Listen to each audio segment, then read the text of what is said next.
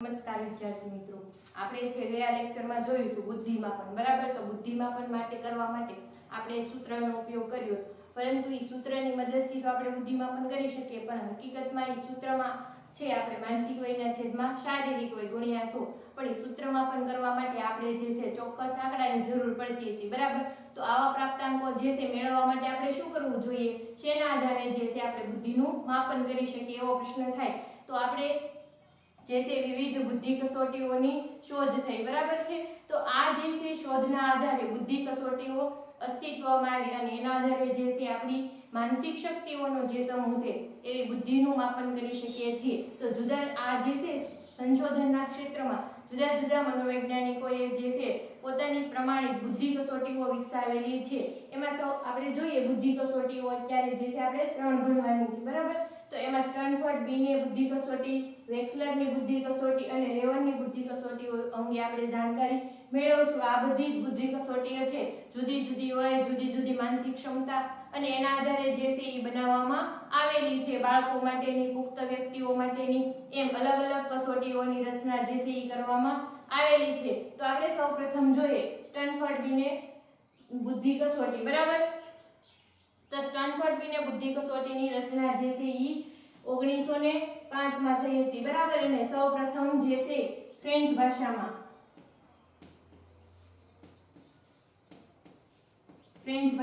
જે છે આ બુદ્ધિ કસોટીની રચના થઈ હતી. સ્ટેનફોર્ડ બીને નામના જે મનોવૈજ્ઞાનિક છે એને આ બુદ્ધિ કસોટીની રચના કરી હતી. અને આ જે બુદ્ધિ કસોટી છે કોના માટેની છે? બાળકો માટેની. માત્ર ને માત્ર જે છે બાળકોની તે બુદ્ધિનું માપન જે છે આ બુદ્ધિ કસોટીમાં થઈ શકે. તો આ બુદ્ધિ કસોટીમાં જે છે સંશોધન કરવા માટે સ્ટેનફોર્ડ બીને ઘણો બધો જે છે ફાળો આપેલો છે.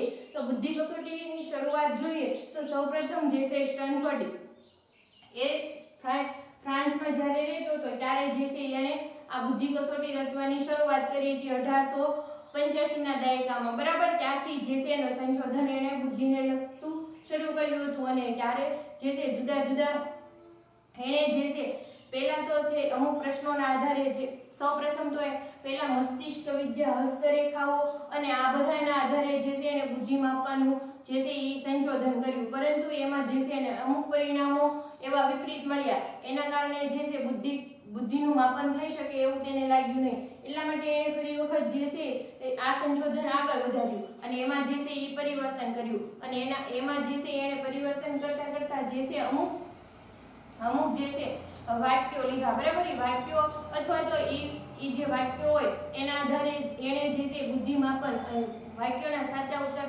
જે છે બુદ્ધિ માપન કરવાનું એને શું કર્યું, નક્કી કર્યું. અને એમાં જે છે આગળ સંશોધન કરતા ગયા તેમ જે છે સરળથી અઘરા પ્રશ્નો તરફ જે છે એ વળ્યા. અને જે કઠિન પ્રશ્નોના જવાબમાં ઉત્તીર્ણ થાય એ પ્રમાણે એનો બુદ્ધિઆંક નક્કી થઈ જતો હતો. બરાબર, પરંતુ આમાંથી તો જે છે દરેકને એક સરખા વાક્યો હોય, અમુક મોટી ઉંમરના વ્યક્તિઓ હોય તો બાળકની સરખામણીમાં એ લોકો આ વાક્યો સરળતાથી ઉકેલી શકતા હતા. પછી શું કર્યું કે એણે વય પ્રમાણે, બાળકોની જે વય હોય, બરાબર, તો એ વય પ્રમાણે એટલે કે ઉંમર પ્રમાણે જે છે આ વાક્યોની રચના કરી. એટલે ઉંમર પ્રમાણે જુદા જુદા ઉંમરના બાળકો લીધા. એમાં 3 વર્ષની વયથી એણે શરૂ કર્યું. 3 વર્ષની વયના જે બાળકો હતા, બરાબર, તો એને આ બુદ્ધિ કસોટી આપી, એટલે વાક્યો આપ્યા. બરાબર, તો આ જે છે એણે 1904 માં જે છે એણે શરૂ કર્યું કે વાક્યો પ્રમાણે વાક્યોને વય પ્રમાણે જે છે ગોઠવવા. બરાબર, સરળથી અઘરા તરફના જે છે એ પ્રશ્નો અંદર રાખવામાં આવ્યા હતા. 3 વર્ષ, 4 વર્ષ, 6 વર્ષ, એવી રીતે 5 વર્ષ, આવી રીતે જે છે એણે બુદ્ધિ કસોટીઓ વિકસાવી અને એમાં જે છે એ સફળતા મળી. અને 1905 માં જે છે એનું આ સંસ્કરણ એણે ફ્રેન્ચ ભાષામાં બાળકો માટેની આ બુદ્ધિ કસોટી માટેનું મૂક્યું. અને મનોવિજ્ઞાનમાં સૌપ્રથમ જે છે શોધાયેલી બુદ્ધિ કસોટી હોય તો એ જે છે એ સ્ટેનફોર્ડ બીને બુદ્ધિ કસોટી છે 1905 માં સૌપ્રથમ ફ્રેન્ચ ભાષામાં જે છે અસ્તિત્વમાં આવી હતી. બોર્ડમાં એવો પણ પ્રશ્ન પૂછાઈ શકે કે સૌપ્રથમ જે છે બુદ્ધિ કસોટીની રચના ક્યારે કરવામાં આવી હતી અથવા તો કોણે કરી હતી? તો સૌપ્રથમ જે છે 1905 માં ફ્રેન્ચ ભાષામાં કોણે કરી હતી? સ્ટેનફોર્ડ બીને નામના જે મનોવૈજ્ઞાનિક છે એણે કરી હતી. બરાબર, તો આ જે છે પહેલી વ્યક્તિગત બુદ્ધિ કસોટી છે. આ ઉપરાંત જે છે આપણે જોઈએ કે જુદી જુદી બુદ્ધિ કસોટીઓનો ઉપયોગ કરવામાં આવે છે. વ્યક્તિગત બુદ્ધિ કસોટીઓ, સામૂહિક બુદ્ધિ કસોટીઓ, શાબ્દિક બુદ્ધિ કસોટીઓ અને ક્રિયાત્મક બુદ્ધિ કસોટીઓ. બરાબર. તો વ્યક્તિગત બુદ્ધિ કસોટી એટલે શું? એક જ સમયે એક જ વ્યક્તિને આપી શકાય એવી બુદ્ધિ કસોટીને શું કહી શકાય? વ્યક્તિગત બુદ્ધિ કસોટી કહી શકાય. આવી બુદ્ધિ કસોટીનો ઉપયોગ જે છે બુદ્ધિ માપવા માટે અથવા તો કોઈ પણ માનસિક રોગનું નિદાન કરવા માટે વપરાતી જે કસોટીઓ હોય, બરાબર, એમાં પણ ઉપયોગમાં મોટા ભાગે લેવામાં આવતી હોય છે. પછી સામૂહિક બુદ્ધિ કસોટી એટલે શું? એક સમયે ઘણા બધા વ્યક્તિઓને આપી શકાય. દાખલા તરીકે આપણે જોઈએ તો પરીક્ષાનું જે એક પેપર હોય, બરાબર, તો આ એક ઉદાહરણ છે. બરાબર. પરીક્ષાનું એક પેપર હોય, એક સાથે જે છે 11મા ધોરણનું હોય તો 11મા ધોરણના બધા સ્ટુડન્ટ આપતા હોય, એમાં સ્ટુડન્ટની જેટલી સંખ્યા હોય એટલા. બરાબર. તો આ જે છે એને સામૂહિક કસોટીઓ કહી શકાય. એવી રીતે જે બુદ્ધિ કસોટી હોય, બરાબર, એક સાથે ઘણા બધા વ્યક્તિઓને એક સમયે આપી શકાય તો એને જે છે સામૂહિક બુદ્ધિ કસોટીઓ કહી શકાય. આ ઉપરાંત જોઈએ તો ક્રિયાત્મક બુદ્ધિ કસોટીઓ. ક્રિયાત્મક પહેલા જોઈએ તો શાબ્દિક બુદ્ધિ કસોટીઓ. શાબ્દિક બુદ્ધિ કસોટી એટલે શું? કે જે બુદ્ધિ કસોટીના જે પ્રશ્નો હોય છે એના ઉત્તર માત્ર ને માત્ર આપણે લેખિતમાં આપવાના હોય છે. દાખલા તરીકે તમારે એવા પ્રશ્નો પૂછાય છે કે એક વાક્યમાં ઉત્તર આપો, તો આ જે છે, બરાબર, એના ટૂંક જવાબ આપવાના હોય છે 1-2 વાક્યોમાં અથવા તો પેરેગ્રાફ સ્વરૂપે પણ હોઈ શકે છે. તો આવી બુદ્ધિ કસોટીઓને શાબ્દિક બુદ્ધિ કસોટીઓ કહેવામાં આવે છે. એટલે કે જેના ઉત્તરો માત્ર જે છે શાબ્દિક રીતે પ્રતિક્રિયા આપવાની હોય, એમાં બોલવાનું હોતું નથી. આપણે જે કંઈ પણ મનોભાવો હોય છે માત્ર ને માત્ર લખીને દર્શાવવાના હોય છે. એને શું કહેવામાં આવે? શાબ્દિક બુદ્ધિ કસોટી કહેવામાં આવે. આ ઉપરાંત જોઈએ ક્રિયાત્મક બુદ્ધિ કસોટી. બરાબર. તો ક્રિયાત્મક બુદ્ધિ કસોટી એટલે શું?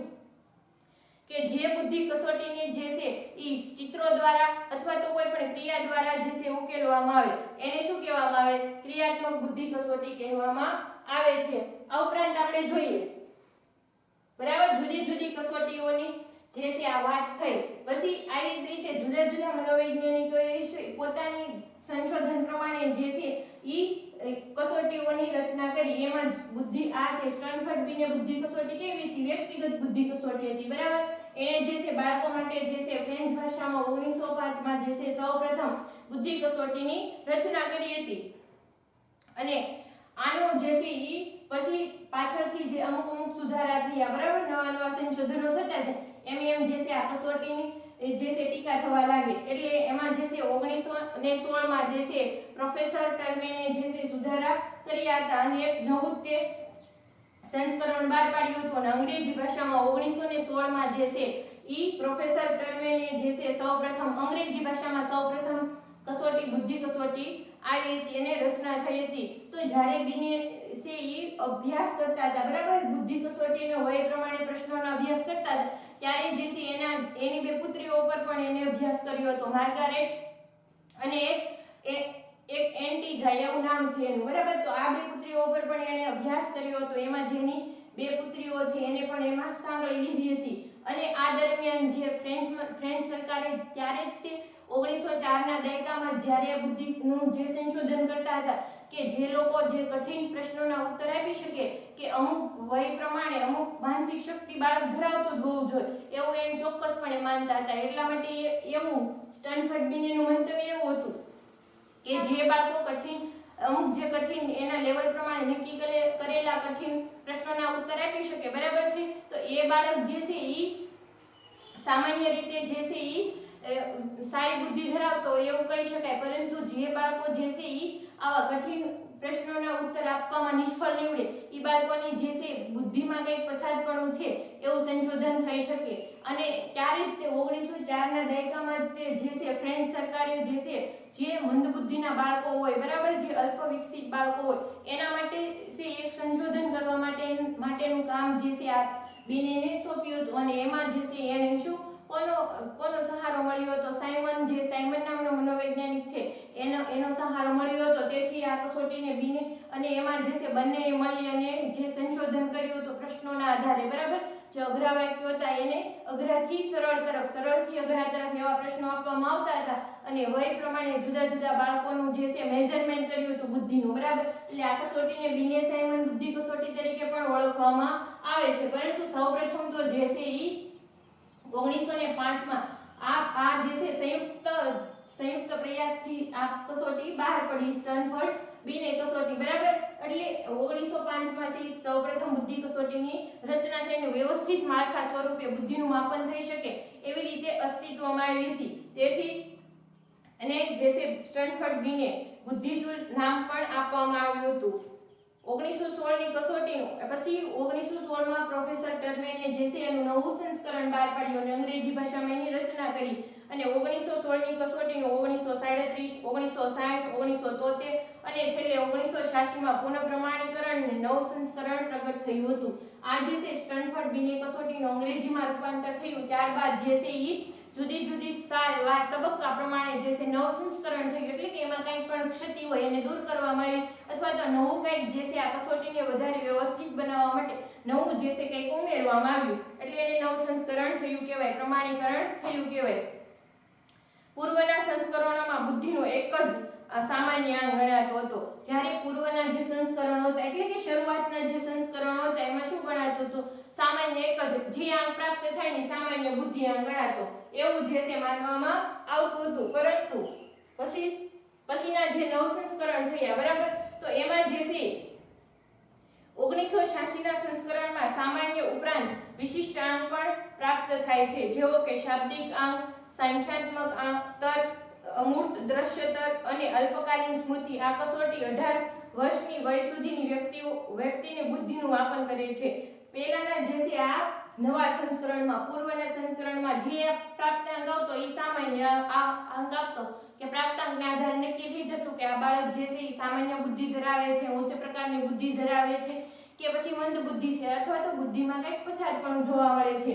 પરંતુ પછી જેમ જેમ સંસ્કરણો થતા ગયા એમ જે છે કસોટી કેવી થઈ ગઈ? અપડેટ થતી ગઈ બરાબર. એ અપડેટ થઈ એ પ્રમાણે જે છે એક વિશિષ્ટ અંક પણ શોધવામાં આવ્યો એટલે કે કસોટીની અંદર જે છે વિવિધ પ્રકારના અંક પ્રાપ્ત થઈ જાય. દાખલા તરીકે આમાં આપ્યું છે કે શાબ્દિક તર્ક બરાબર, તો બાળકમાં જે છે એ જુદા જુદા વાક્યો હોય બરાબર. કસોટીમાં જે છે એ જુદા જુદા વાક્યો હોય તો એ વાક્યમાં જે છે બાળક જે કેટલું પારંગત છે એને જે છે સોલ્વ કરવામાં બાળકની શક્તિ કેટલી છે બરાબર. તો એમાં જે છે દાખલા તરીકે આ કસોટીમાં અમુક જે છે 100 પ્રકારના કદાચ વાક્યો હોય બરાબર અથવા તો 100 વાક્ય હોય બરાબર, તો એમાંથી 10 વાક્ય શાબ્દિક તર્કના, 10 વાક્ય એટલે કે ભાષાકીય બુદ્ધિ માપનના, પછી 10 વાક્ય જે છે ઈ સંખ્યાત્મક તર્કના એટલે ગાણિતિક, પછી 10 વાક્ય જે છે તાર્કિક બરાબર, જે લોહીના સંબંધો હોય છે આ ઉપરાંત જે છે ઘડિયાળના જે પ્રશ્નો હોય છે આવા તર્કને લગતા પ્રશ્નો હોય બરાબર, એવા મૂકવામાં આવે બરાબર. તો એ કસોટી ઉપર આધારે જે તે મનોવૈજ્ઞાનિકોએ જે તે કસોટીનું પ્રમાણીકરણ કર્યું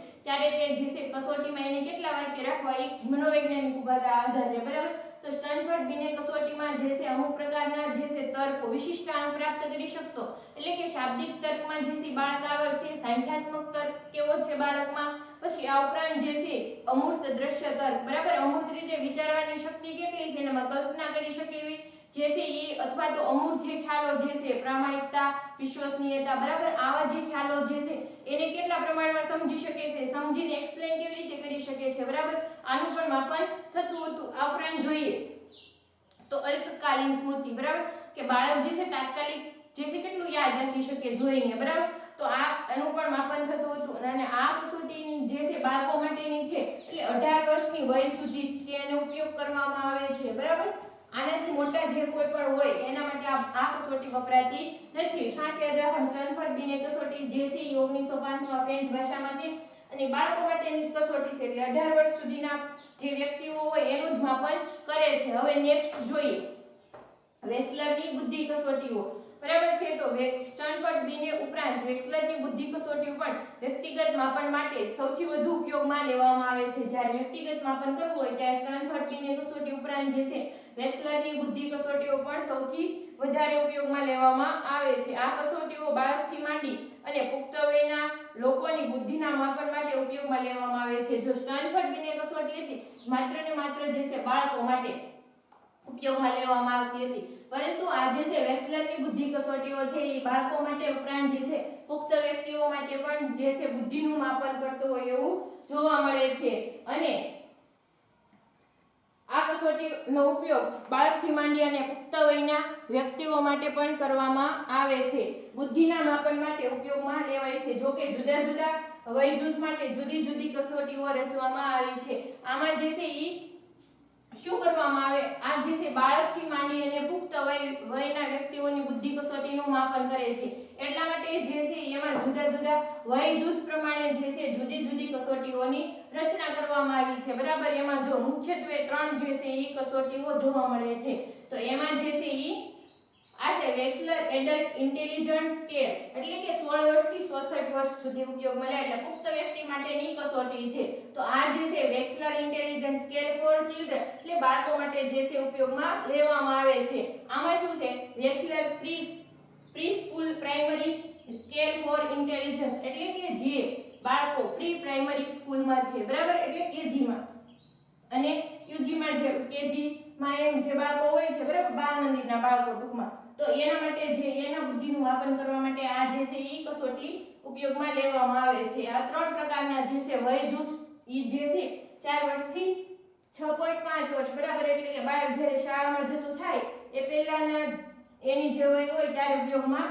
લેવામાં આવે છે આવી રીતે 3 વય જૂથ માટે એને કસોટીની રચના કરી અલગ અલગ બરાબર તો પહેલી પુખ્ત વ્યક્તિ માટે જે છે એની વય જૂથ છે ઈ 16 થી 64 વર્ષ બરાબર પછી જે છે ઈ બીજી બાળકો માટેની છે એમાં 6 થી 16 વર્ષ માટે અને ત્રીજી જે છે ઈ પ્રી પ્રાઇમરી વાળા બાળકો માટે એટલે કે 4 થી 6.5 વર્ષના જે બાળકો હોય એના માટે ઉપયોગમાં લઈ શકાય છે તો આ ત્રણેય કસોટીનું જોઈએ કેવી રીતે માપન કરે છે અંદર કઈ કઈ બાબતોનો સમાવેશ થાય તો પહેલી જે છે વેક્સલરની પુખ્ત વ્યક્તિઓ માટેની કસોટીઓ આ જે છે વેક્સલરની પુખ્ત વ્યક્તિઓ માટેની કસોટીઓ એટલે કે વેક્સલર એડલ્ટ ઇન્ટેલિજન્સ સ્કેલ બરાબર તો એ જે છે 16 થી 66 વર્ષના જે વ્યક્તિઓ હોય પુખ્ત ઉંમરના જે વ્યક્તિઓ હોય એ લોકોની બુદ્ધિ માપન માટે ઉપયોગમાં લેવામાં આવે છે આ કસોટીમાં સમગ્ર બુદ્ધિઆંક ઉપરાંત શાબ્દિક આંક અને ક્રિયાત્મક આંક મળે છે આ કસોટીમાં જે છે સમગ્ર બુદ્ધિઆંક તો મળે છે બરાબર એ કસોટીનો આખો પ્રાપ્તાંક એનો બુદ્ધિઆંક કહેવામાં આવે કે બાળક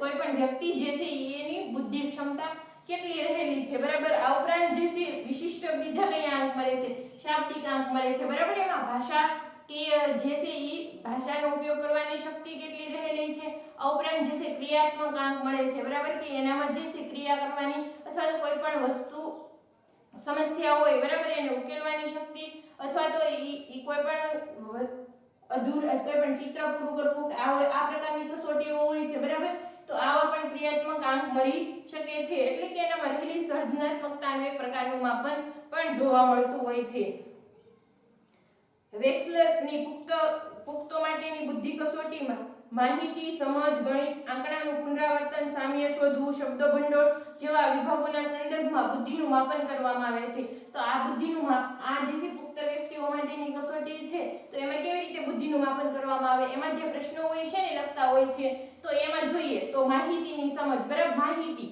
કે આ માહિતી છે એ વ્યક્તિઓ કેટલા પ્રમાણમાં એક્સેપ્ટ કરી શકે છે ઉપરાંત સમજ શક્તિ કેટલી રહેલી હોય છે બરાબર આ ઉપરાંત જે છે ગણિત જે એનામાં વ્યવહારિક જ્ઞાન કેટલું છે ગણિતનું પછી આ ઉપરાંત આંકડાનું પુનરાવર્તન વારંવાર જે છે આંકડાનું પુનરાવર્તન 1 થી 10 આંકડા આપે બરાબર સરળથી અઘરા તરફ જે છે એવી રીતે આંકડાઓ આપવામાં આવે તો ઈ જે છે તાત્કાલિક પછી એને બોલાવવામાં આવે તો કેટલા યાદ રહી શકે ઈ માપન થઈ શકે પછી સામ્ય શોધવું કે એ બે એક સરખા હોય બરાબર તો એ સામ્ય શોધવું ઉપરાંત જે છે કોઈ પણ પરિસ્થિતિ એવી મૂકવામાં શબ્દ ભંડોળ બરાબર સમાનાર્થી શબ્દો વિરુદ્ધાર્થી શબ્દ સમૂહ માટે એક શબ્દ આપો આવા વગેરે જે છે પ્રશ્નો અંદર સમાવેશ કરેલા હોય છે ભાષાને લગતા બરાબર વ્યાકરણને લગતા જે બરાબર તો આ જે છે આવા પ્રશ્નોના આધારે માહિતી ભેગી કરવામાં આવે છે અને જેવા આવા જે વિભાગો હોય છે એના સંદર્ભમાં જે છે બુદ્ધિ કસોટીની રચના કરવામાં આવે છે અને બુદ્ધિનું માપન કરવામાં આવે છે વેક્સલરની બુદ્ધિ કસોટીમાં 11 ઉપ કસોટીઓ જે છે અને આ એક બુદ્ધિ કસોટી છે ને એમાં કેટલી કસોટીઓ ઉપ છે 11 ઉપ કસોટીઓ જોવા મળે છે બરાબર 11 ઉપ કસોટીઓ જોવા મળે છે એમાંથી 6 ઉપ કસોટીઓ છે ને શાબ્દિક સ્વરૂપની છે 11 માંથી 6 છે એ શાબ્દિક સ્વરૂપ ધરાવે છે આ ઉપરાંત જે છે ઈ 5 ઉપ કસોટીઓ જે છે ઈ કાર્યાત્મક સ્વરૂપની છે બરાબર 6 ઉપ કસોટીઓ શાબ્દિક સ્વરૂપની છે એટલે એમાં જે છે ઈ શબ્દને લગતા પ્રશ્નોનો સમાવેશ થાય છે। સામાનાર્થી, વિરુદ્ધાર્થી, શબ્દ સમૂહ માટે શબ્દ એકવચન, બહુવચન, આવા બધા લિંગ પરિવર્તન છે, કાળ પરિવર્તન છે, આવા બધા પ્રશ્નો જે છે અમુક છંદ, અલંકાર વગેરેનો જે છે વ્યક્તિની વય પ્રમાણે, બરાબર, એમાં જે છે આવી 6 ઉપકસોટીઓ 11 ઉપકસોટીઓ છે, એમાંથી 6 ઉપકસોટીમાં શાબ્દિક સ્વરૂપ છે, જ્યારે 5 ઉપકસોટીમાં જે છે કાર્યાત્મક સ્વરૂપ છે। એટલે શું? ઘન ગોઠવવા, બરાબર, એક સરખા જે ત્રિકોણ હોય તો એને જે છે વ્યવસ્થિત સ્વરૂપમાં ગોઠવવા, બરાબર, પછી ચોરસ હોય, આવી રીતે જે ઘન આકાર હોય, ત્રિકોણ, ચોરસ, લંબગોળ, બરાબર, ગોળ, તો આવા બધા એને છે વ્યવસ્થિત રીતે ગોઠવવા, એમાંથી કંઈક નવા આકારની રચના કરવી, પછી ચિત્ર પૂર્તિ કરવી, અધૂરું ચિત્ર હોય તો એના આધારે, પછી અથવા તો ઓલા આંકડા આપેલા હોય, બરાબર, આપણે જે છે શનિવારની દિવ્ય ભાસ્કરની પૂર્તિ આવતી હોય, બરાબર, તો એમાં જોતા હોય તો અમુક વખત જે છે અમુક પ્રાણીઓનું ચિત્ર હોય એ આંકડાના સ્વરૂપમાં મૂકેલું અને એક પછી એક આંકડો જોડતા જઈએ એમની પ્રાણી અથવા તો કંઈ પણ કાર્ટૂનનું ચિત્ર ઉપસી આવતું હોય, બરાબર, આ પ્રકારની જે છે કસોટી હોય ચિત્ર પૂર્તિ કરવી જેવા જે છે કાર્યાત્મક સ્વરૂપની જોવા મળે છે। અથવા તો ઘન ગોઠવવામાં જે છે કોઈ પણ એક ચહેરો હોય, બરાબર, તો એના ચહેરાના જુદા જુદા ટુકડા કરેલા અને ટુકડા ભેગા કરીને આખો ચહેરો ગોઠવવાનો હોય છે। આ ઉપરાંત જે છે એવું કોઈ પણ કુદરતી દ્રશ્ય કે એવા કોઈ પણ દ્રશ્ય, બરાબર, નકશા, આવા બધાનો જે છે ઘન ગોઠવવામાં ઉપયોગ કરી શકાય છે અને એટલે કાર્યાત્મક સ્વરૂપની હોય છે। એમાં જે છે માત્ર લખાણ કાંઈ કરવાનું હોતું નથી। શાબ્દિકમાં જે છે એ લેખિત હોય છે, બરાબર, શાબ્દિક કસોટી હોય કેવી હોય? લેખિત સ્વરૂપમાં હોય। કાર્યાત્મક સ્વરૂપની હોય એમાં માત્ર કાર્ય કરવાનું હોય છે અને એના આધારે સમયના આધારે જે છે એનું માપ કાઢવામાં આવતું હોય છે। ઈસવીસન 1918માં પુખ્ત વ્યક્તિ માટેનું કસોટીનું સંશોધિત સ્વરૂપ બહાર પાડવામાં આવ્યું। ક્યારે બહાર પાડવામાં? 1981માં જે છે આનું સંસ્કરણ બહાર પાડવામાં આવ્યું હતું, પુખ્ત વ્યક્તિ માટેનું સંસ્કરણ। બીજું જોઈએ તો વેક્સલરની બાળકો માટેની કસોટી, બરાબર, વેક્સલર ઇન્ટેલિજન્સ સ્કેલ ફોર ચિલ્ડ્રન, બરાબર, આની જે છે વય જૂથ છે 6 થી 16 વર્ષના જે છે બાળકો માટે ઉપયોગમાં લેવામાં આવે છે અને બાળકો માટે જે છે આની રચના કરવામાં આવી છે અને બાળકોને લગતા કોઈ પણ પ્રશ્ન જે છે એમાં પૂછવામાં આવે છે। આ ઉપરાંત જોઈએ ત્રીજું, બરાબર, વેક્સલરની પૂર્વ પ્રાથમિક શાળા માટેની કસોટી। વેક્સલર જે છે pre school primary scale for intelligence 4 થી જે છે 6.5 વર્ષના બાળકો માટે ઉપયોગમાં લેવામાં આવે છે એ કસોટી, બરાબર। તો બાળકોની સમગ્ર બુદ્ધિ અને કાર્યના ગુણાંકમાં આ જે છે કસોટી ઉપયોગમાં લેવામાં આવે છે। આમાં જે છે વિવિધ આપણને જે છે વિશિષ્ટ સ્કોર એટલે કે વિશિષ્ટ જે છે કાંઈ ગુણ પ્રાપ્ત થતા ને સામાન્ય બુદ્ધિઆંક જે છે સમગ્ર બાળકો જે છે 4 થી 6 વર્ષના એની માત્ર ને માત્ર સમગ્ર બુદ્ધિનો જે છે અભ્યાસ કરવામાં આવે છે અને કાર્યોના ગુણાંક આપે છે। વેક્સલરનું બુદ્ધિ કસોટીના ક્ષેત્રે મહત્વનું પ્રદાન રહેલું છે એવું કહી શકાય। આ ઉપરાંત જો આપણે જોઈએ વેક્સલરની બુદ્ધિ કસોટી, સ્ટેનફોર્ડની બુદ્ધિ કસોટી પહેલા જોઈ તો એમાં શું હતું કે એને જે છે સૌપ્રથમ 1905માં ફ્રેન્ચ ભાષામાં બાળકો માટે રહેતી, બરાબર, 18 વર્ષ સુધીના બાળકોનામાં સમાવેશ કરવામાં આવે છે।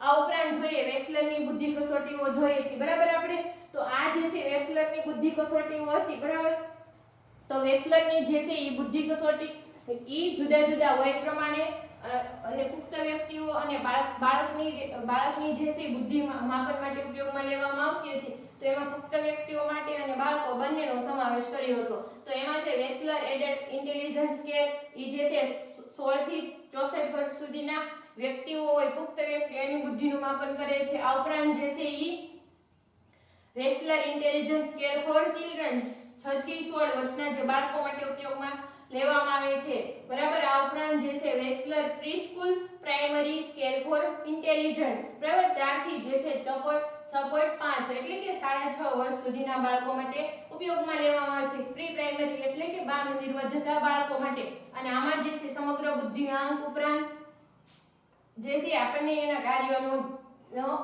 પ્રાપ્ત થાય છે। હવે જોઈએ નેક્સ્ટ રેવનની બુદ્ધિ કસોટી। તો રેવન દ્વારા જે છે ભાષા અને સાંસ્કૃતિક અસરથી મુક્ત બુદ્ધિ કસોટી રચવામાં આવી જે શૈક્ષણિક ક્ષેત્રે માપન માટે વપરાતી અશાબ્દિક કસોટી જે છે ખાસ યાદ રાખવાનું છે। જે છે અશાબ્દિક કસોટી અથવા તો જે છે શૈક્ષણિક માપન માટે વપરાતી કસોટી કઈ છે તો રેવનની બુદ્ધિ કસોટી. રેવને શું કર્યું કે ભાષા અને સંસ્કૃતિની અસરથી બિલકુલ મુક્ત, બરાબર, કે ગમે ભાષામાં અથવા તો ગમે સંસ્કૃતિના બાળકો જે છે આ કસોટી આપી શકે. એટલે એ શૈક્ષણિક જે છે અશાબ્દિક કસોટીની રચના કરી અથવા તો ભાષાનું જ્ઞાન ન ધરાવતા હોય એવા પણ જે છે બાળકો આ કસોટી આપી શકે, બરાબર. શૈક્ષણિક ક્ષેત્રના માપન કરવા માટે જે છે આ રેવનની બુદ્ધિ કસોટીનો ઉપયોગ કરવામાં આવે છે.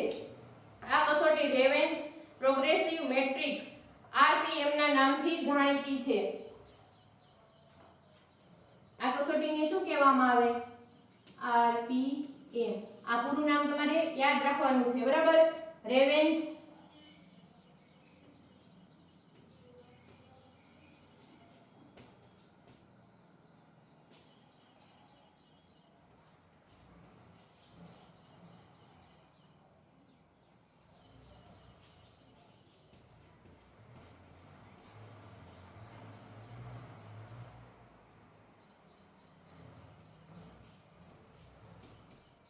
પ્રોગ્રેસિવ મેટ્રિક્સ, જે RPM ના નામથી પણ ઓળખાય છે અને શૈક્ષણિક ક્ષેત્ર સિદ્ધિનું માપન કરવા માટે, બરાબર.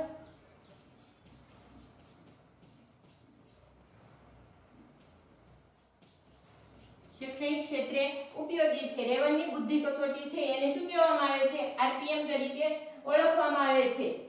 એટલે કે રેવેન્સ પ્રોગ્રેસિવ મેટ્રિક્સ, બરાબર. આ જે છે પૂરું નામ એક માર્કમાં જે છે વારંવાર પૂછાઈ ગયેલું છે બોર્ડમાં, બરાબર. એટલે આપણે સાથે સાથે આ પણ ખ્યાલમાં રાખવાનું છે. જ્હોન સી રેવેન દ્વારા 1936 માં આ કસોટી રચવામાં આવી હતી. ક્યારે રચવામાં આવી હતી? 1936 માં.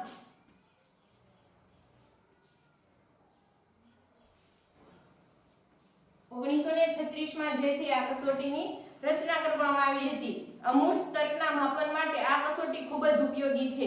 જે આપણે શૈક્ષણિક બાબતોમાં વપરાતા જે અમૂર્ત તર્કો છે, બરાબર, એના માટે એની સમજ માટે આ કસોટી ખૂબ ઉપયોગી છે. આ કસોટીમાં 60 બહુ વિકલ્પિક પ્રશ્નો. આ કસોટીમાં જે છે એની રચના કેવી હતી કે 60 પ્રશ્નો છે, બહુ વિકલ્પિક પ્રશ્નો છે. એટલે કે વિકલ્પ એક પ્રશ્ન હોય એના આધારે જુદા જુદા જે છે વિકલ્પ હોય અને વિકલ્પમાંથી આપણને જે વિકલ્પ જે છે લાગુ પડતો હોય એમાં એકમાં ટિક કરવાની હોય છે, બરાબર. એટલે બહુ વિકલ્પિક પ્રશ્નો વાળી જે છે ઈ કસોટી હતી અને સરળથી અઘરા ક્રમમાં છે, બરાબર. અને આ 60 પ્રશ્નો તો જે છે આમાં 60 પ્રશ્નોનો ઉપયોગ કરવામાં આવે છે. ઈ પણ કેવા છે? બહુ વિકલ્પ છે, બરાબર. વિકલ્પવાળી કસોટી છે અને એમાં જે છે સરળથી જેમ જેમ કસોટી પૂર્ણ થતી જાય એમ શરૂ થાય ત્યાંથી સરળ તે પૂરી થાય ત્યાં સુધીમાં અઘરા પ્રશ્નોનો સમાવેશ કરવામાં આવ્યો છે.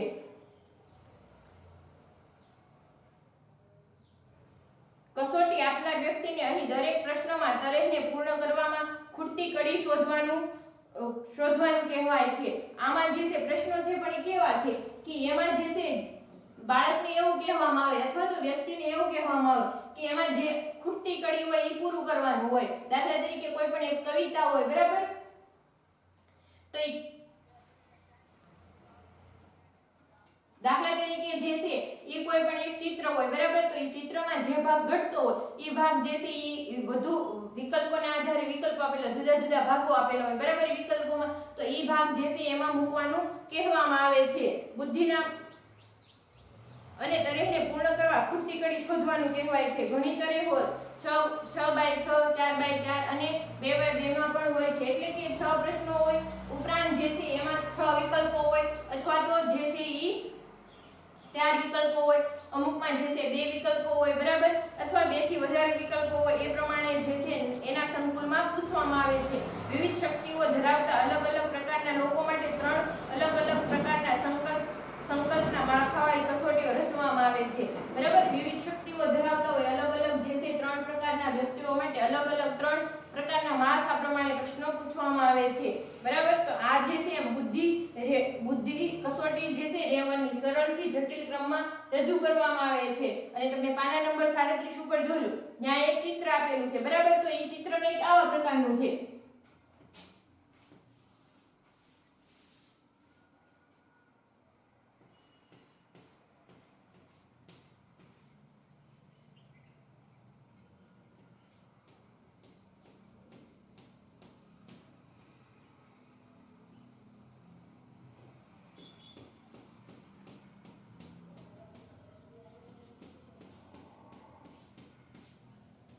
બરાબર. પછી આમાં જે છે અમુક ખાલી જગ્યા આપેલી છે.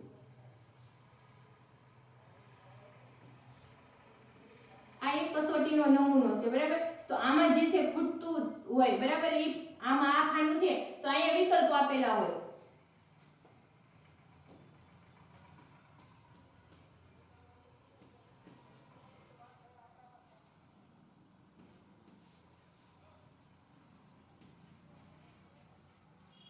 આ પ્રમાણેના વિકલ્પો રહેલા હોય.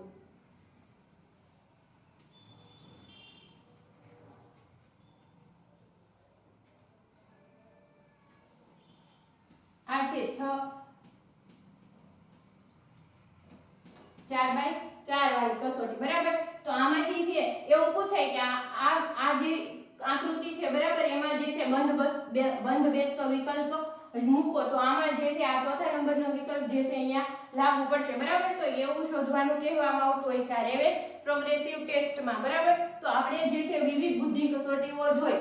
અપેક્ષા છે કે તમને ત્રણે સમજાઈ ગઈ છે બરાબર. સ્ટેનફોર્ડ બીને કસોટીઓ જે છે સૌપ્રથમ 1905 માં જે છે ઈ ફ્રેન્ચ ભાષામાં બાળકો માટે શોધવામાં આવી હતી અને એનો ઉપયોગ ક્યાં કરવામાં આવે? 18 વર્ષ સુધીના બાળકો માટે જ કરવામાં આવે છે. અને આ કસોટીમાં જે છે ઈ વિવિધ ઉપકસોટીઓ પણ રહેલી છે. એમાં શાબ્દિક તર્ક અને ક્રિયાત્મક આંક જે છે વિશિષ્ટ આંક મળે છે. તો શાબ્દિક આંકમાં જે છે ઈ એક ઉપકસોટીઓ જે છે ઈ 6 પ્રકારની જે છે અને આમાં જે કાર્યાત્મક આંકમાં જે છે 5 પ્રકારની જોવા મળે છે. આ ઉપરાંત છે વેક્સલરે વિવિધ વય જૂથ માટે અલગ અલગ કસોટીની રચના કરવામાં આવી હતી. એમાં પુખ્ત વ્યક્તિઓ માટે 16 થી 66 વર્ષ માટેની જે છે વેક્સલર ઇન્ટેલિજન્સ સ્કેલની રચના કરી. એડલ્ટ ઇન્ટેલિજન્સ સ્કેલની રચના કરી. આ ઉપરાંત જે છે વેક્સલર ઇન્ટેલિજન્સ સ્કેલ ફોર ચિલ્ડ્રન બરાબર 6 થી જે છે 16 વર્ષ માટે. આ ઉપરાંત જે છે Wechsler pre school primary scale for intelligence 4 થી 6.5 વર્ષના બાળકો માટે જે છે આ જુદી જુદી કસોટીની રચના કરી અને જુદા જુદા આંકો જે છે ઈ બુદ્ધિઆંક ઉપરાંત વિશિષ્ટ આંક મેળવી શકાય છે. રેવેનની જે છે ત્રીજી બુદ્ધિ કસોટી જોઈએ તો એનું પૂરું નામ જે છે આરપીએમ તરીકે પણ ઓળખાય છે અને પૂરું નામ છે રેવેન્સ પ્રોગ્રેસિવ મેટ્રિક્સ બરાબર. એના નામે પણ ઓળખવામાં આવે છે અને એની રચના જે છે 1936 માં કરવામાં આવી હતી. અને આ જે છે ભાષા અને સંસ્કૃતિની અસરથી મુક્ત અશાબ્દિક કસોટી છે અને શૈક્ષણિક ક્ષેત્રે વપરાતી કસોટી છે. મોસ્ટ આઈએમપી પ્રશ્ન કહી શકાય આ પૂરું નામ. ઉપરાંત જે છે રેવેનની બુદ્ધિ કસોટીનો ઉપયોગ કયા ક્ષેત્રમાં કરવામાં આવે છે? શૈક્ષણિક ક્ષેત્રમાં કરવામાં આવે છે અને આનો એક આ પ્રકારનો નમૂનો પણ જોવા મળે છે આ કસોટીનો બરાબર. તો અપેક્ષા છે આ પ્રકારની બુદ્ધિ કસોટીઓ તમને સમજાઈ ગઈ હશે. હવે આપણે આગળ જોઈએ બરાબર. ચોથી બુદ્ધિ કસોટીઓ જે છે એક ફોકમેનની બુદ્ધિ કસોટી છે એ આપણે આવતા લેક્ચરમાં એનું જે છે વિશિષ્ટ આપણે જ્ઞાન મેળવીશું બરાબર.